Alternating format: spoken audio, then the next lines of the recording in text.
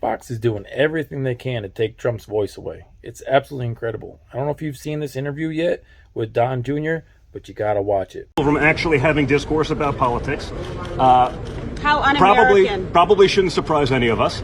But that's what it is. And I've been told by others that I would be able to go in. So they said we were able to go in, then they said they weren't. Now that we're here, and the candidate that said you can't go in the spin room. They're telling me right now, Fox won't let me into the spin room. That's what the American people should know. This is the kind of they're telling him, he works for security here, but they're telling him that I'm not allowed to go in there because the candidates that they've been boosting while simultaneously trying to cut down Trump for the last 2 years didn't perform as they had hoped. So they can't have someone who can maybe be a representative of my father. Just like a few weeks ago when I was canceled after the first indictment, I was scheduled to go on. And about 5 minutes before I'm on, I found out I'm no longer on because apparently I wouldn't be a great surrogate to talk about my father's indictment. Just so we understand what we're dealing with here. So it shouldn't surprise any of us. And it's also why Trump was 100% right to not go to this debate. Exactly.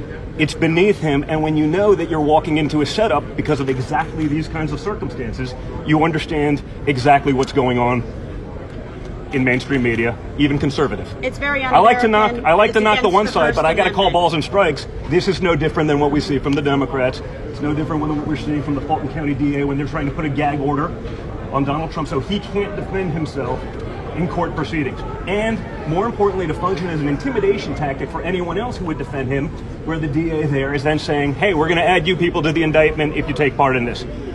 I don't know, guys. Doesn't reek of democracy. All the people that have been screaming that for the last 6 or so years, especially during the Trump presidency, when I believe we had a lot more freedom than we do now, or certainly since this administration's taken over, are strangely quiet. But I guess we shouldn't be surprised.